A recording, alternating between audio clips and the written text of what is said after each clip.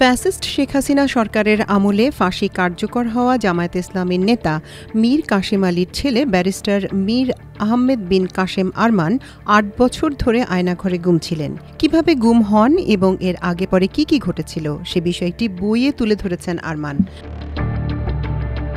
জানা গেছে, গুম হওয়ার ২ সপ্তাহ আগে শেখ হাসিনা পরিবারের এক সদস্যের কাছ থেকে আরমান জানতে পারেন তাকে উচ্চ পর্যায়ের নির্দেশে তুলে নেওয়া হবে বা গুম করা হবে। ব্যারিস্টার ডিগ্রিধারী শেখ পরিবারের ওই সদস্য তাকে সতর্ক করে দ্রুত দেশ ছাড়ার পরামর্শ দেন। পাশাপাশি একই বিষয়ে উচ্চ পর্যায়ের আরও ২ ব্যক্তি তাকে দ্রুত দেশ ছেড়ে যাওয়ার পরামর্শ দিয়েছিলেন। কিন্তু বাবা মীর কাশেম আলীর নির্দেশে মৃত্যু ভয় উপেক্ষা করে তিনি দেশে থাকার সিদ্ধান্ত নেন। ২০১৬ সালের ৬ই আগস্ট ব্যারিস্টার আরমান তার বাবা মীর কাশেম আলীর সঙ্গে সর্বশেষ দেখা করেন। এর ৩ দিন পর ওই বছরের ৯ আগস্ট তাকে বাসা থেকে তুলে নেওয়া হয়। এরপর দীর্ঘ ৮ বছর আয়নাঘরে বিভীষিকাময় জীবন কাটাতে হয় তাকে। ২০২৪ সালের ৫ আগস্ট ছাত্র জনতার গণ অভ্যুত্থানে শেখ হাসিনার পতনের পর আয়নাঘর থেকে মুক্তি পান ব্যারিস্টার আরমান। নিজের লেখা আয়নাঘরের সাক্ষী গুম জীবনের ৮ বছর বইয়ে চাঞ্চল্যকর এসব তথ্য দিয়েছেন ব্যারিস্টার মীর আহমেদ বিন কাশেম আরমান। সম্প্রতি বইটি প্রকাশিত হয়েছে। বইটিতে তিনি লিখেছেন, শ্বাসরুদ্ধকর পরিস্থিতির মধ্যেই ৩ জায়গা থেকে ৩টি তথ্য পেলাম। প্রথম তথ্যটি পেলাম আমার এমন এক বন্ধুর কাছ থেকে যিনি শেখ পরিবারের সদস্য। যখন আমি ইংল্যান্ডে বার অ্যাট ল পড়তে গিয়েছিলাম তখন শেখ পরিবারের এই সদস্য আমার সঙ্গে বার অ্যাট ল পড়েন। ঘটনাক্রমে আমাদের মধ্যে বন্ধুত্বপূর্ণ সম্পর্ক গড়ে ওঠে। একদিন তিনি আমাকে খুব জরুরি ভিত্তিতে দেখা করতে বললেন। দেখা করতে যাওয়ার পর আমাকে নিয়ে গেলেন এক নিরিবিলি জায়গায়। এরপর বললেন, এমন কিছু লোকের মুখে তোমার নাম শুনতে পাচ্ছি যাদের মুখে আমার নিজের নাম শুনলে ইমিডিয়েটলি দেশ থেকে পালিয়ে যেতাম। একথা বলেই তিনি আমার হাত ধরলেন, বললেন, এর চেয়ে বেশি কিছু বলা আমার পক্ষে সম্ভব নয়, শুধু এতটুকু বলি, তুমি দ্রুত দেশ থেকে চলে যাও। এরপর আমাকে কিছু বলার সুযোগ না দিয়ে সেখান থেকে চলে গেলেন তিনি।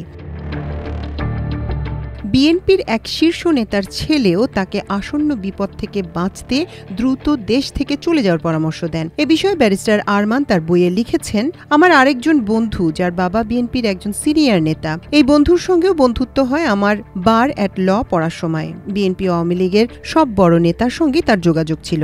প্রথম বন্ধুর সঙ্গে সাক্ষাতের ২-৩ দিনের মাথায় তিনিও আমাকে দেখা করতে বললেন। তিনি এর আগেও বাবার মামলার ইস্যুতে আমাকে বিভিন্ন তথ্য দিতেন, আর সেসব তথ্য দেওয়ার সময় তিনি আমাকে একটি নিরাপদ জায়গায় ডেকে নিতেন, কারণ অন্য কোথাও আমার সঙ্গে সাক্ষাৎ করতে খুব একটা নিরাপদ বোধ করতেন না। সেদিনও আমাকে জরুরি ভিত্তিতে দেখা করতে বললেন তার নির্ধারিত সেই জায়গায়। সাধারণত গোপন কোনো আলাপ থাকলে সেখানে দেখা করতে বলতেন।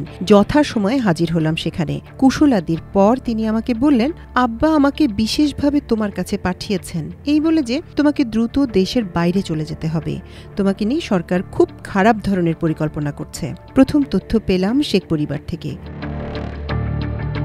দ্বিতীয় তথ্য পেলাম বিএনপি সিনিয়র নেতার ছেলের কাছ থেকে। এরপর সেনাবাহিনীর এক অবসরপ্রাপ্ত জেনারেলের কাছ থেকে একই রকম বার্তা পান তিনি। ব্যারিস্টার আরমানের ভাষায়, ১ সপ্তাহের মাথায় দৈনিক নয়াদিগন্তের এক সিনিয়র সাংবাদিক জানালেন, আর্মির এক অবসরপ্রাপ্ত জেনারেল খুব জরুরি ভিত্তিতে আমার সঙ্গে কথা বলতে চান।